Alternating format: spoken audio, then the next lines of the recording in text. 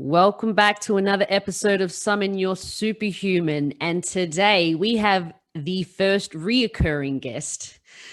I only felt that he was due the respect he deserves because without this man, I would not have just bit the bullet and started this podcast.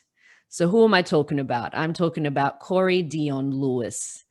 And we just dropped his episode that was actually the first episode I ever recorded back in November 2020. And it's taken this long to actually get it live. Not because the content was no good. It was literally just how it planned out. It was actually a great show. Although when I listen back to it, I can just hear how nervous I was with just hitting record and going with it. And I think that both of our nerves shone through a little bit throughout that episode. So it'll be interesting to hear any feedback about the differences between that one and then listening to today. Hopefully there's a big difference. I would say so. A lot has happened since November. Yes. Being mid-April now. So welcome back to the show, Corey. Thank you for having me. I just respect everything you're doing. So I'm just happy that I can be a part of it. You definitely are a part of it. And especially now, like I said, you're the first reoccurring guest. Yes. So, but today is more about you.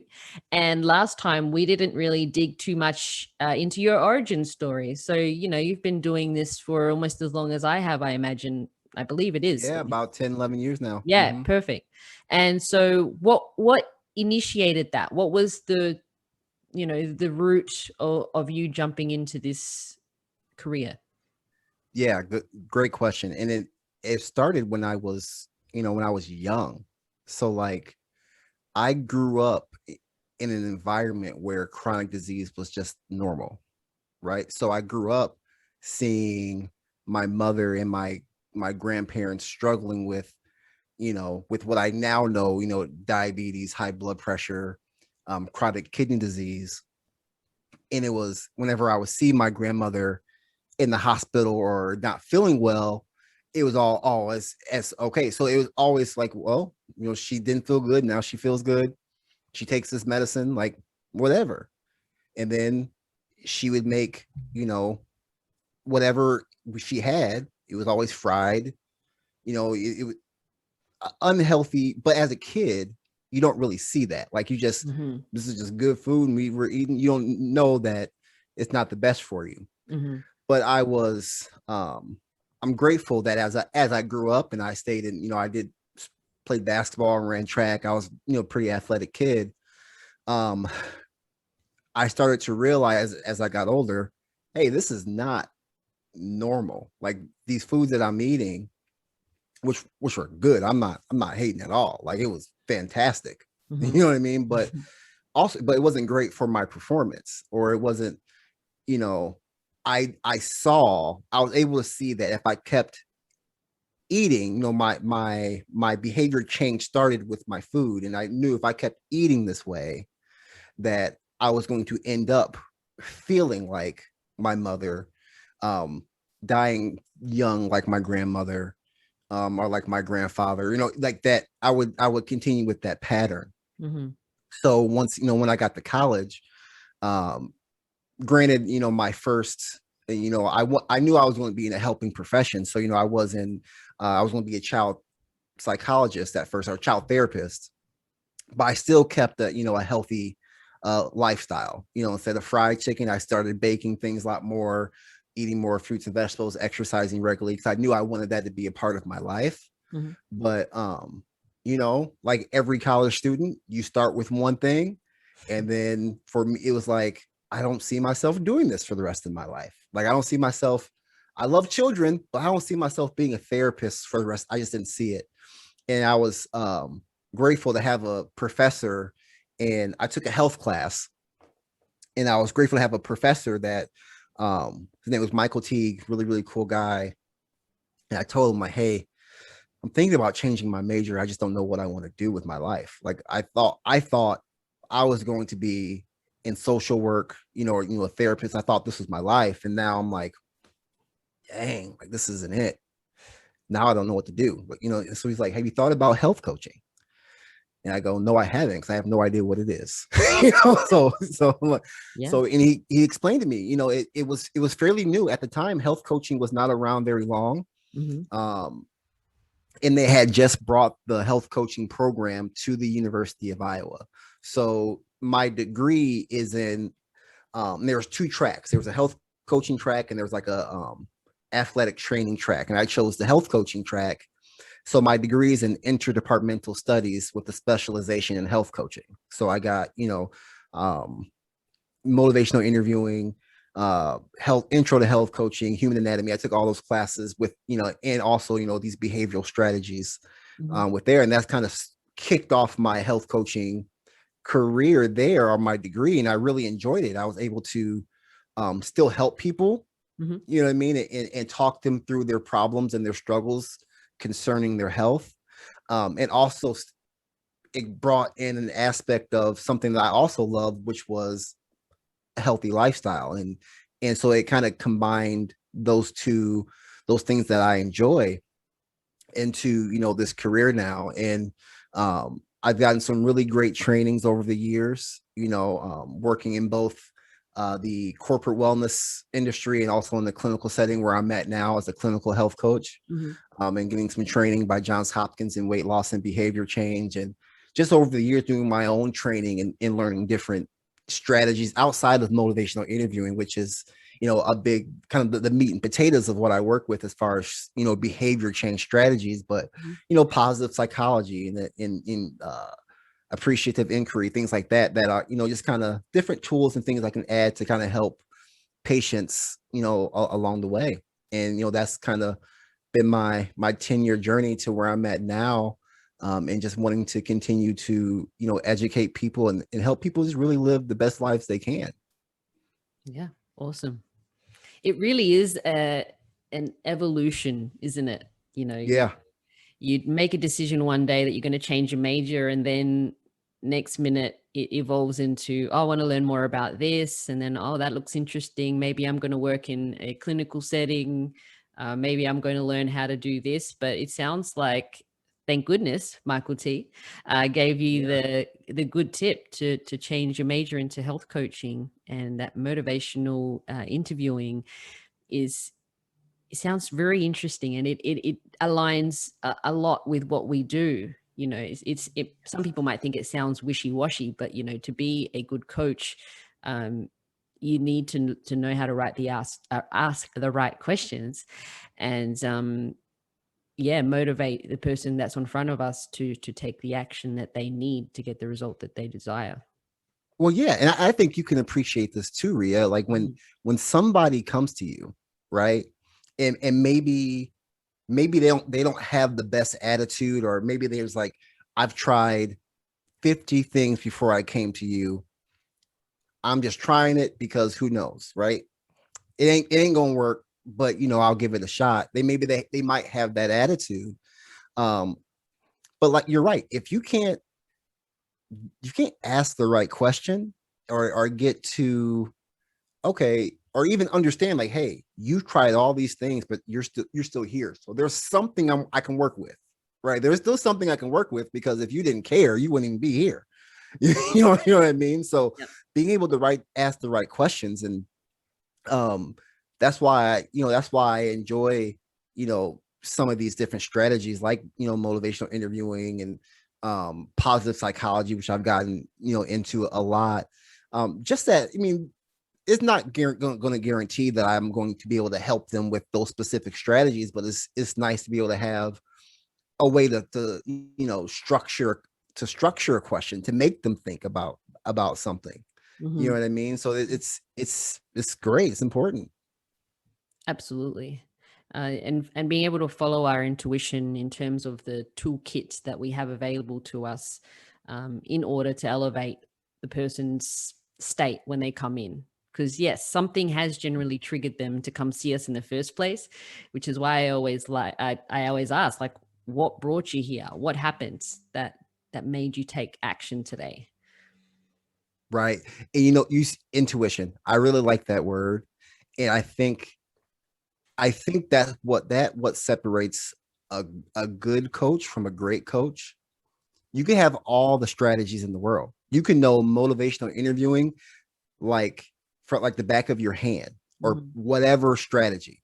But if you can't really read somebody and understand where they're at or have that intuition to be able to know how to talk to them, none of that matters.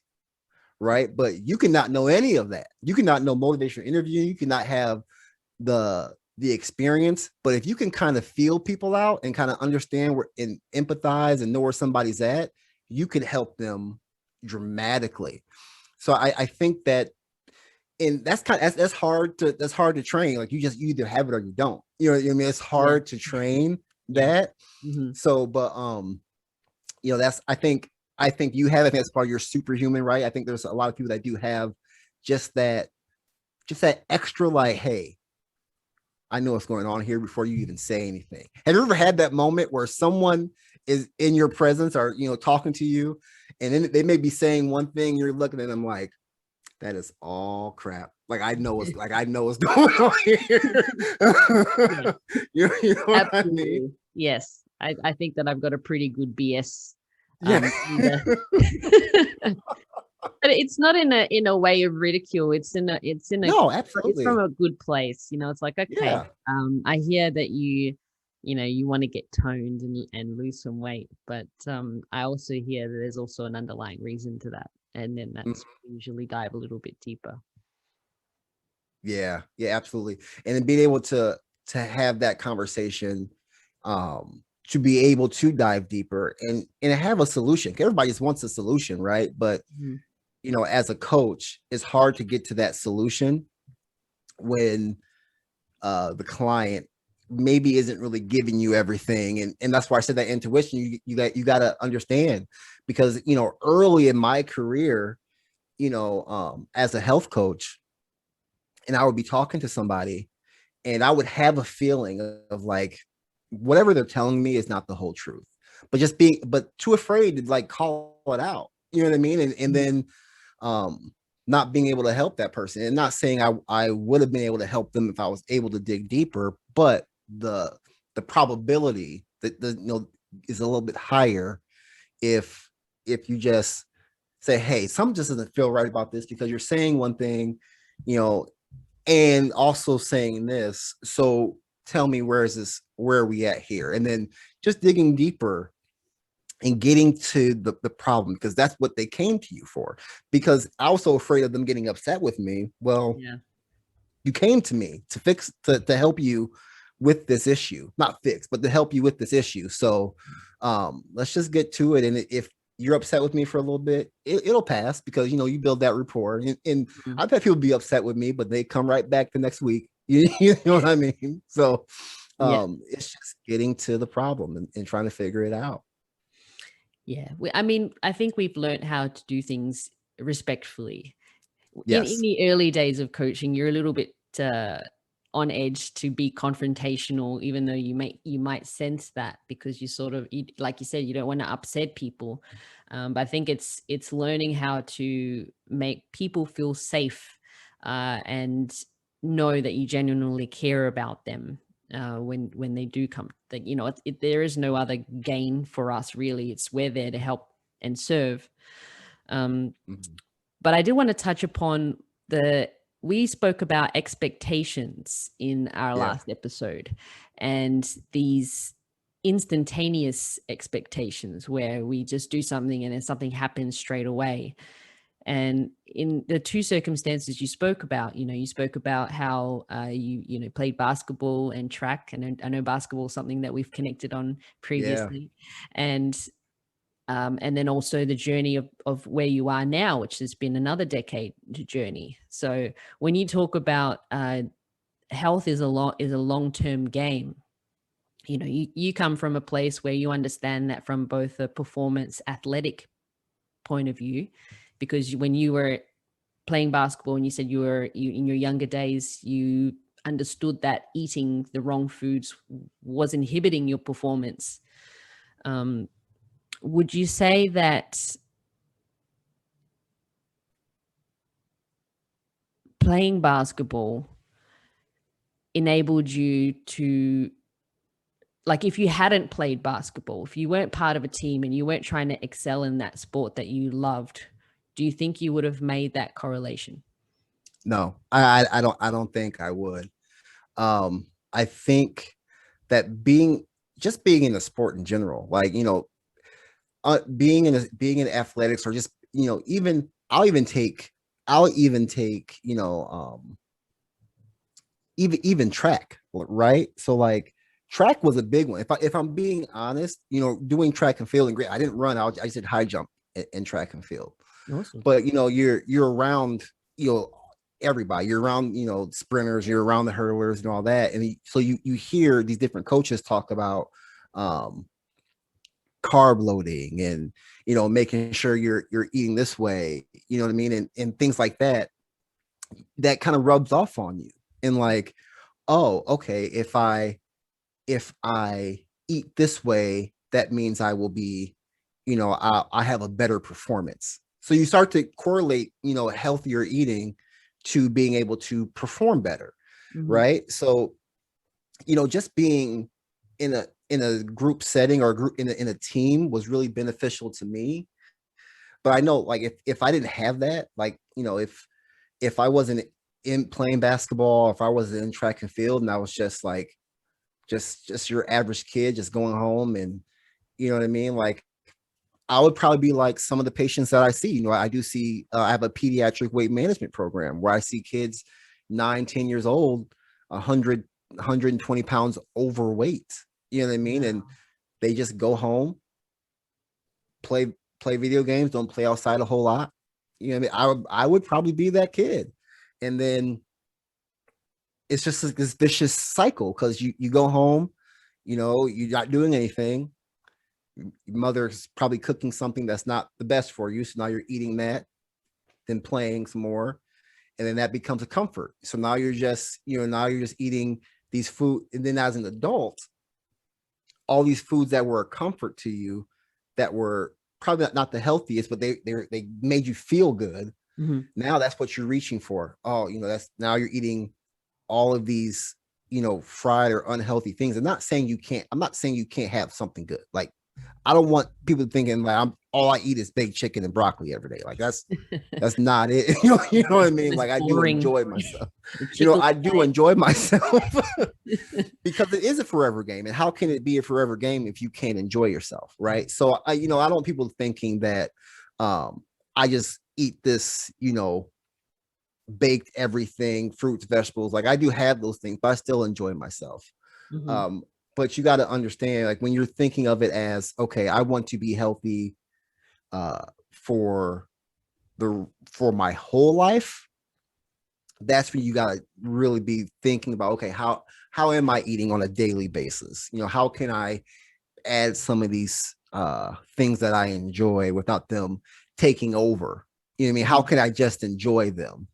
Do I need, do I need the whole pint of ice cream, or does just a couple scoops of it, is that going to be fulfilling for me? And then I'll be good. So those are some questions that people have to ask when they're thinking long term with their health. Yeah. A forever game still requires a game plan. Absolutely. So what Corey's saying is, look, a good game, a long-term game, but there's going to be timeouts. There's going to be times where we, want to indulge ourselves, and we should allow ourselves to, live a little, as people like to say, I guess. But it's also the understanding of what the foods do in our body, which is a big thing of what I preach about, is the right foods for you. But back to long-term game plans.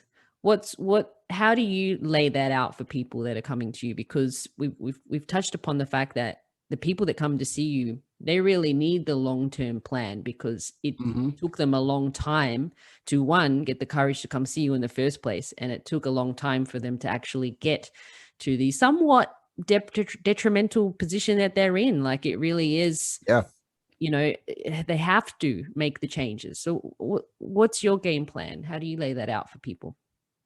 So the first thing I do is I just be I'm just 100% honest with them, because a lot of the people that I see in my office that are referred to me from their primary care provider, or um, their heart doctor or whatever, wherever whoever's referring them to me, they're referring them to me because their health has been an issue for a long time. Mm-hmm.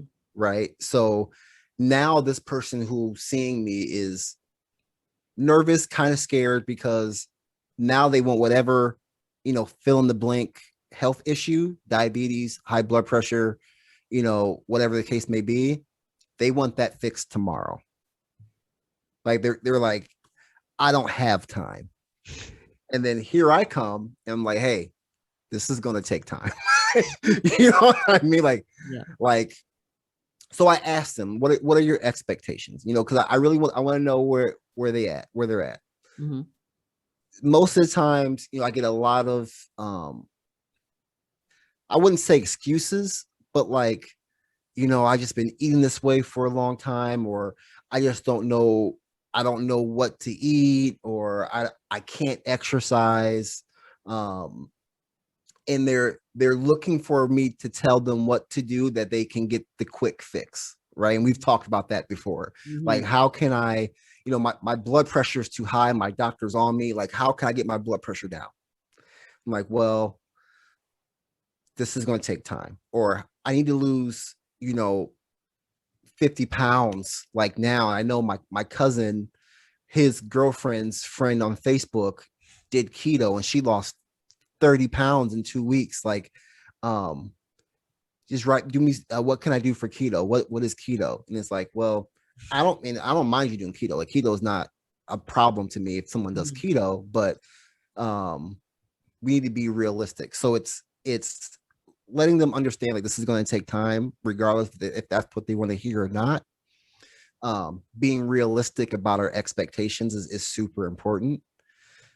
So, and also letting them know what safe weight loss is, right? So like, my job is to make sure that when they're in my office, that if their goal is weight loss, is that we're doing it in a safe way. So there may be a week where they lose 5-7 pounds, but if you lost a half a pound to 2 pounds a week, that's what I'm looking for. Not a lot of people want to hear that when they have 100 pounds to lose.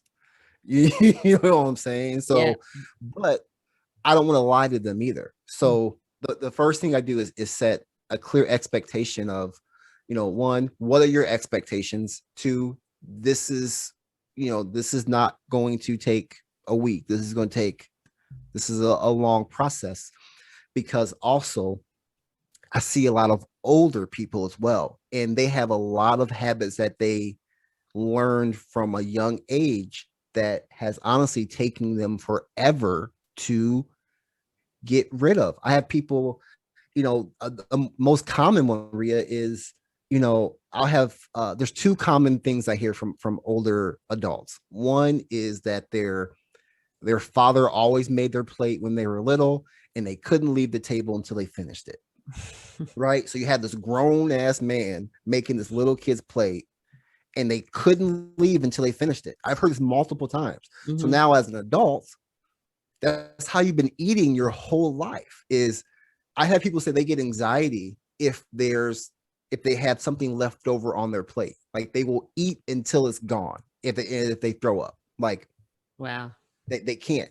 But also telling them to get smaller servings is like, well, what? Like, they just can't put it together. So now they're doing these big servings that they're used to, because they've been eating like this for 20-30 years.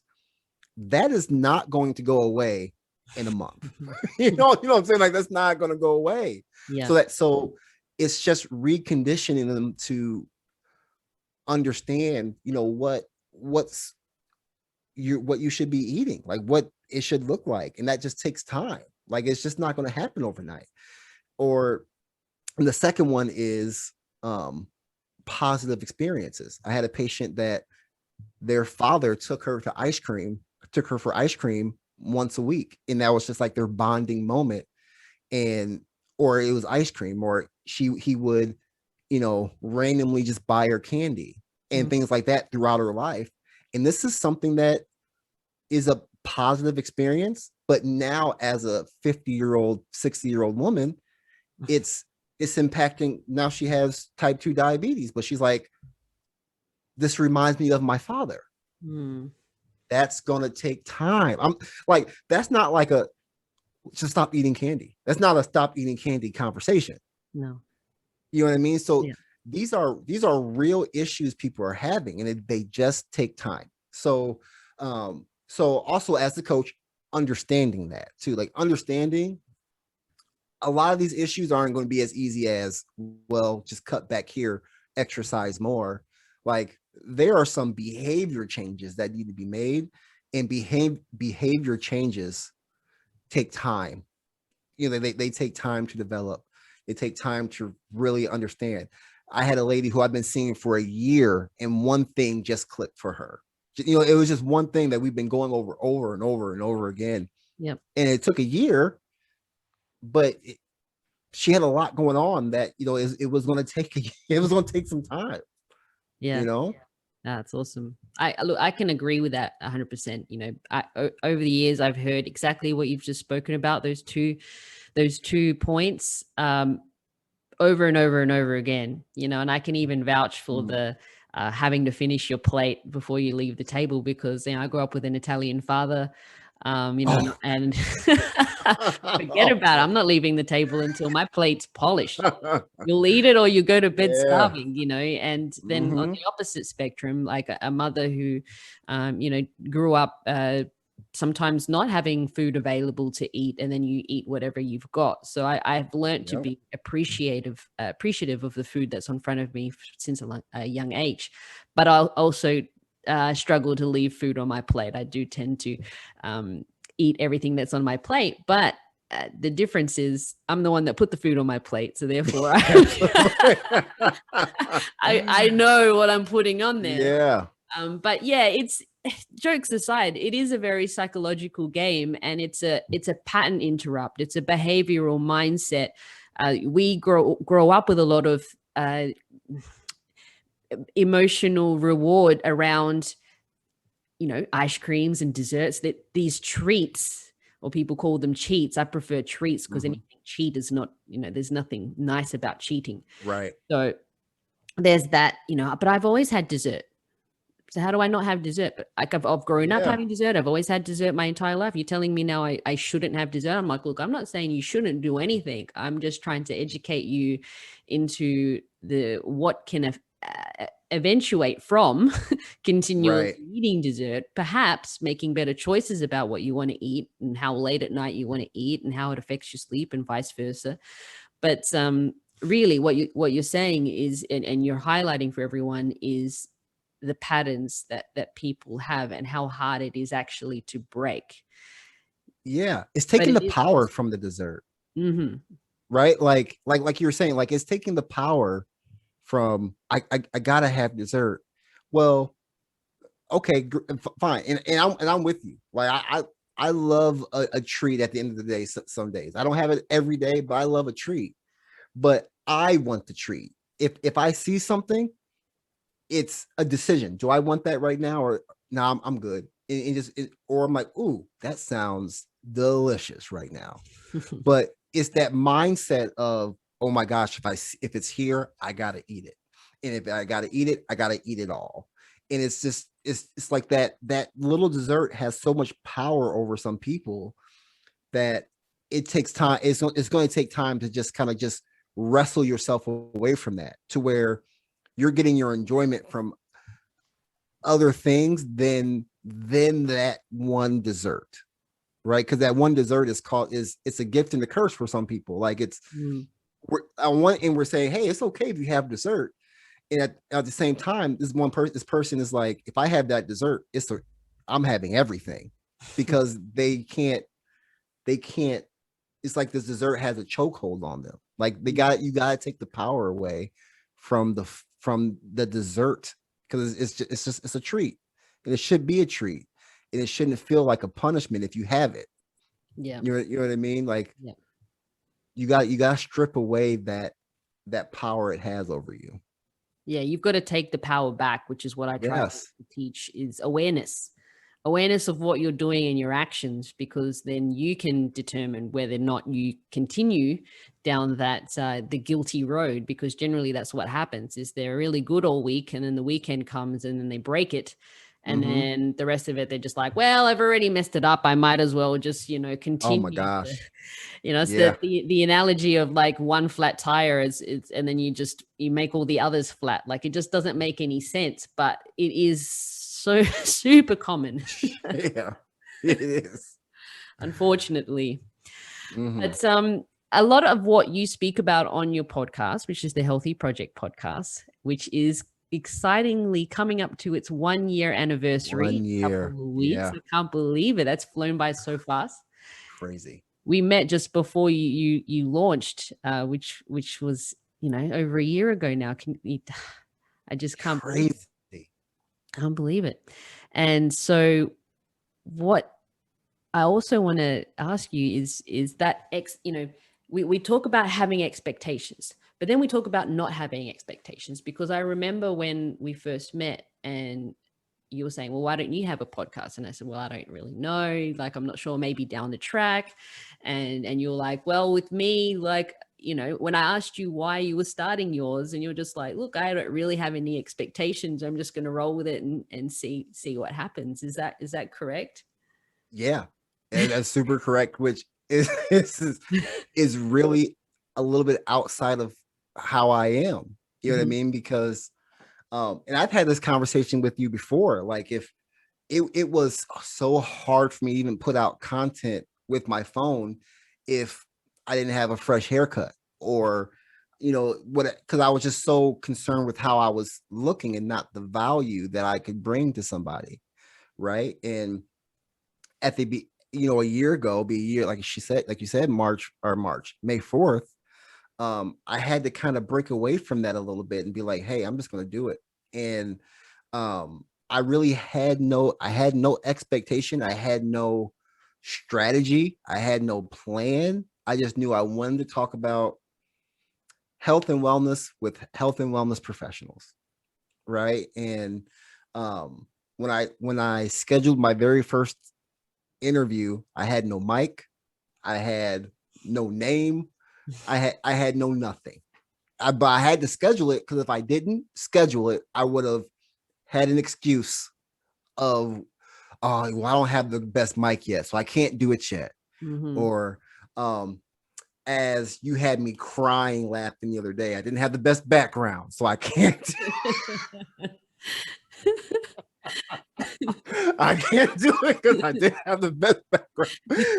I had every excuse. I would have had every excuse not to do it. And you said something. It's all about breaking those habits, and I had to do something drastic to break a habit. And here I am a year later, doing a podcast, having interview once a week, and interviewing some just really cool people like yourself. And I've met a lot of cool people through it. And I see myself doing this for years now. Like, I don't see myself doing anything else. That's awesome. And one of the very first things I said to you when we met is, of course you have to have a radio show, because you have an amazing radio voice. Like, voice needs to be on airways and needs to be in people's ears.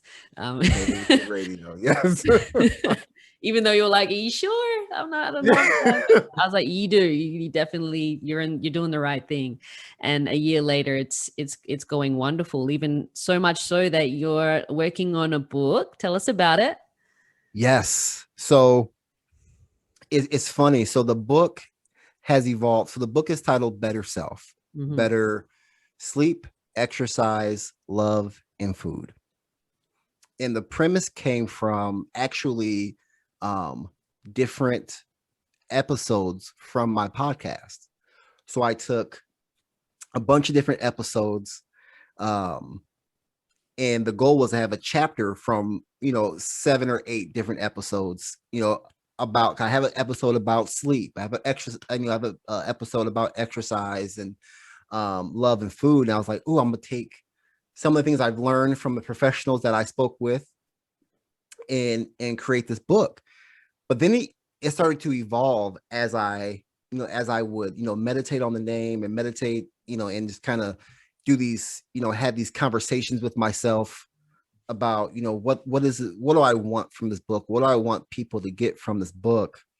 And yes, it's about improving your sleep. It's about improving your exercise, love as far as, your community, who's around you and how that impacts your health. And of course, your food. It's about all those things and some tips and tricks that I've learned from other professionals like yourself, and things that I've learned from my experience. But the overall purpose of it is to get the reader to figure out, get perspective on what their self is. Like, to improve yourself as far as the, sleep, exercise, love, and food, you have to improve yourself.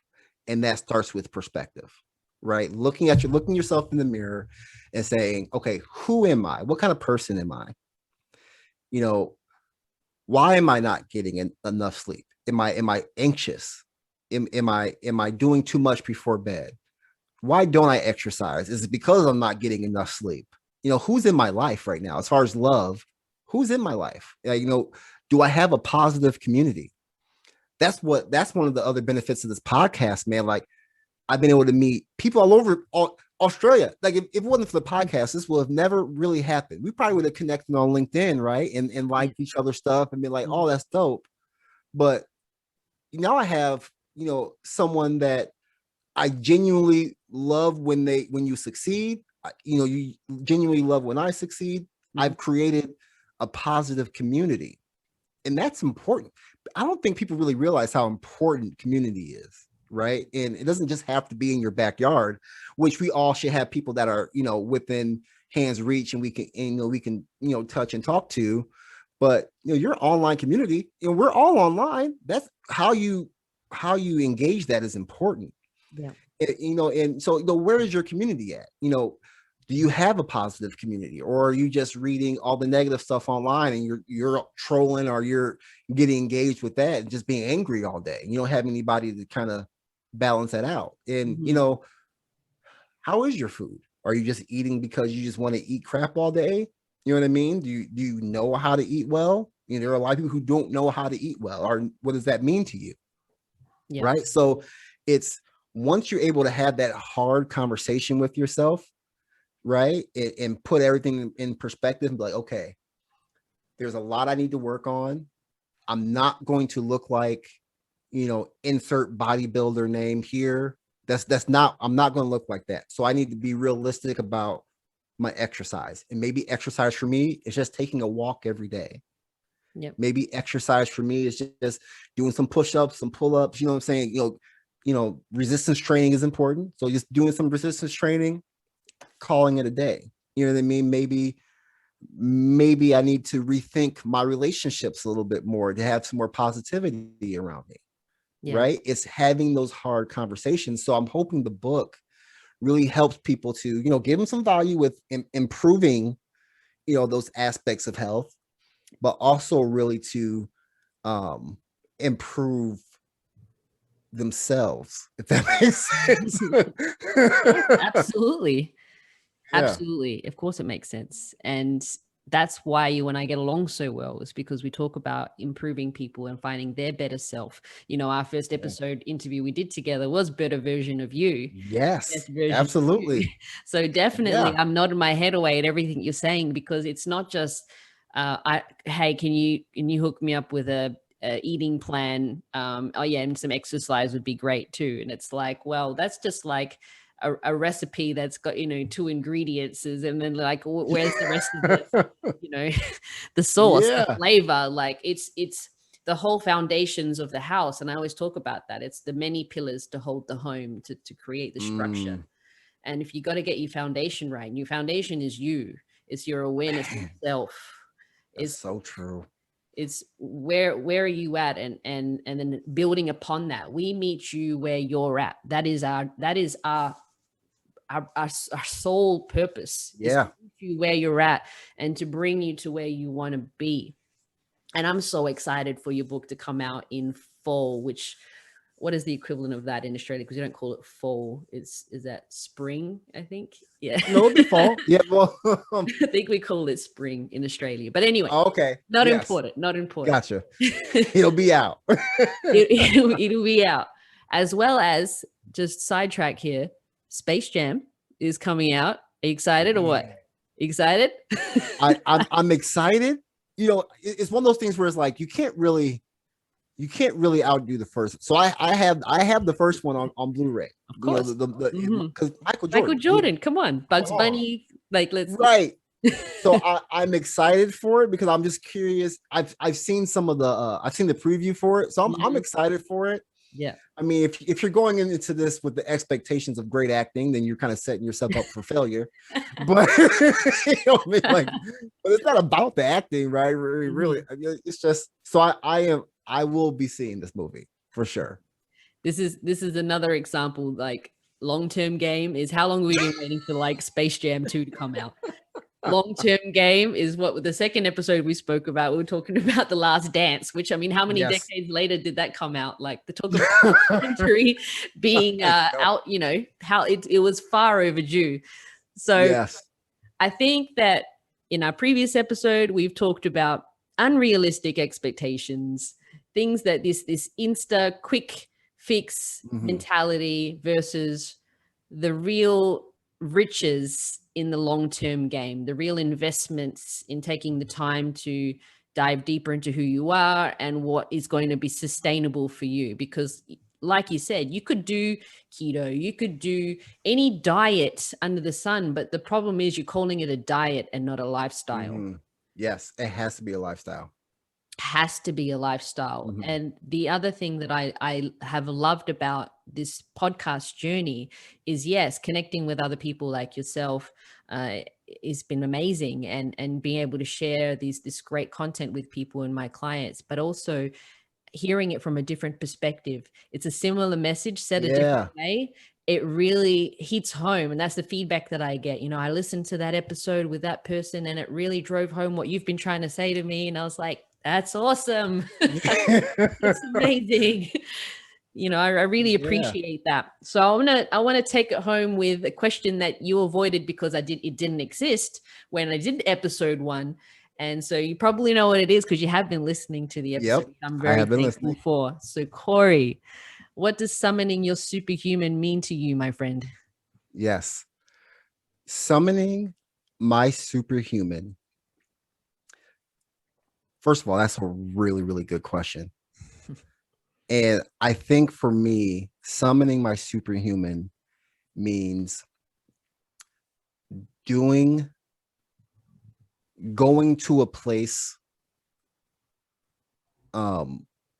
even when I'm uncomfortable, going to a strong place even when I am uncomfortable. And you know what I mean by that is, you know, and we've talked a lot about, the origins of the podcast, or how we started in our journey. And a lot of those things started in fear, like scared shitless, right? Like not wanting to start the podcast, or fear of changing, my major. You know what I mean? Like a lot of that starts in fear. And anybody that's listening that is thinking of starting a new chapter in their life, seeing you for their health and wellness and trying to improve that, or wants to, or thinking about making a change, you're probably really scared, right? And because it's a change, because a lot of people go into seeing someone like us with, they're going to tell me I can't do X, Y, and Z. So they already have this preconceived mindset of what's going to happen. And a lot of people, that's just a different form of fear. Like they're just afraid. But as we've talked about, a lot of things that start in fear and summoning that strength in fear grows into something so beautiful. right?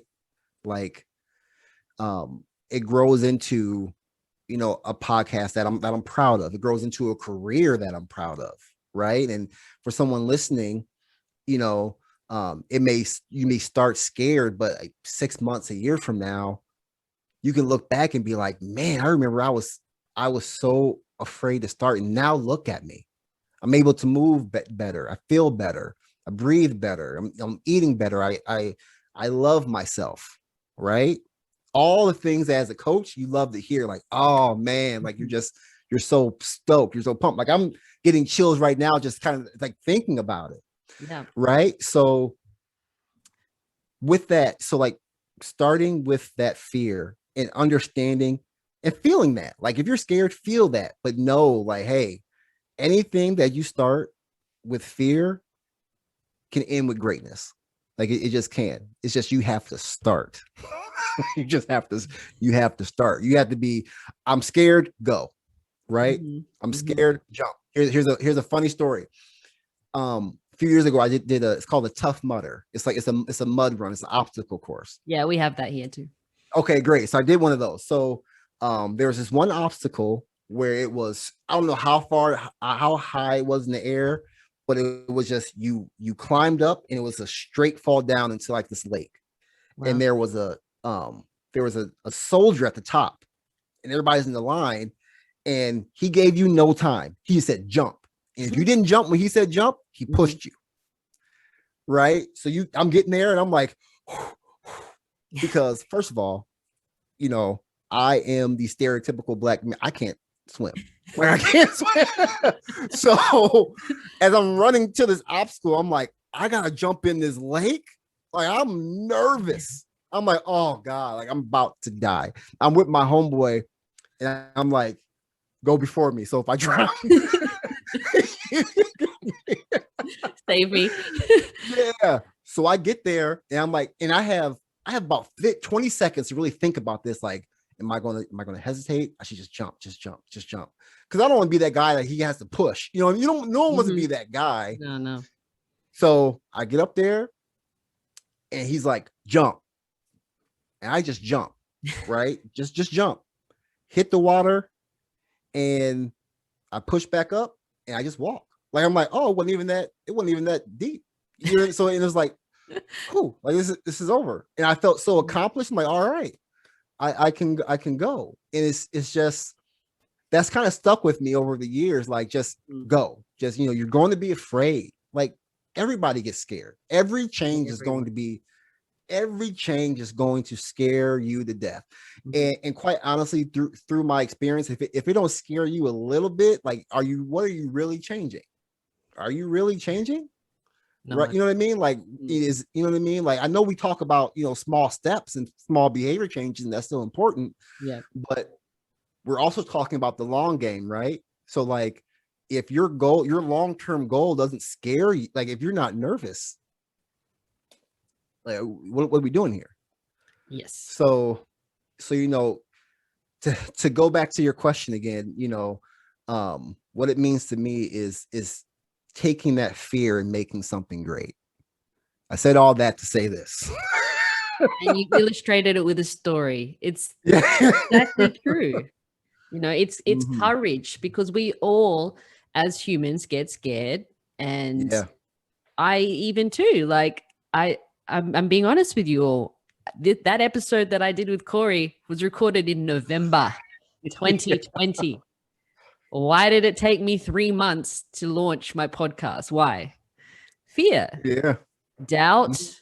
Was I sure? Did I really know what I was doing? And part of it was I underestimated how much work it actually was going to be.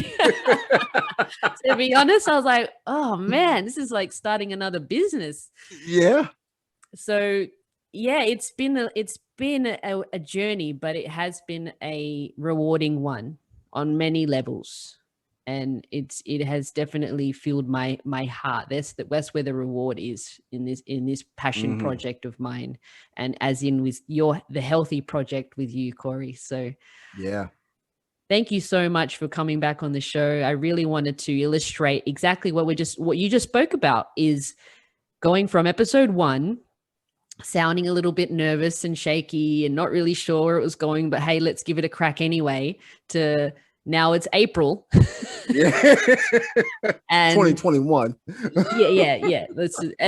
And how far we've both come, and how far they've Yeah. come, and just, you just have to take that first step, because months will go by and you'll look back and be like, wow, that's Yeah. incredible. So please take our advice. Make just whatever you've been putting off, just do it. Corey forced me to book him in and to do the interview, and just do it. Just hit record, Rhea, and do it. And last week I hit record and just did an episode solo. So you got to start somewhere before you can look at it from the other side. So please, Absolutely, make a decision today to take control of one thing that you've been putting off, and let us both know what that is. If you actually do it, let us know now. Let us know in 3 months' time. But if this has inspired you to take action, I'm sure it makes you as equally happy as it makes me, Corey. Like, that's what this is all about, really. absolutely. Take that fear and make something great. Absolutely. Fantastic. Thank you so much, Corey. And yes, thank you for having me. It's always fun catching up, Rhea. Like, this is awesome. So I just thank you for allowing me to be on your platform, and on this podcast, and it's been great. Thank you. Brilliant. I'm sure it won't be the last. Oh no, hopefully not. But yeah, Corey and I are going to do some Clubhouse magic. We're going to collaborate. We're going to do some cool things. We just want to bring as much value in it, and it's important to do it with like-minded people that have a similar Absolutely method and may say things a different way. So we're going to carry on and keep going, and keep listening. Thanks, guys.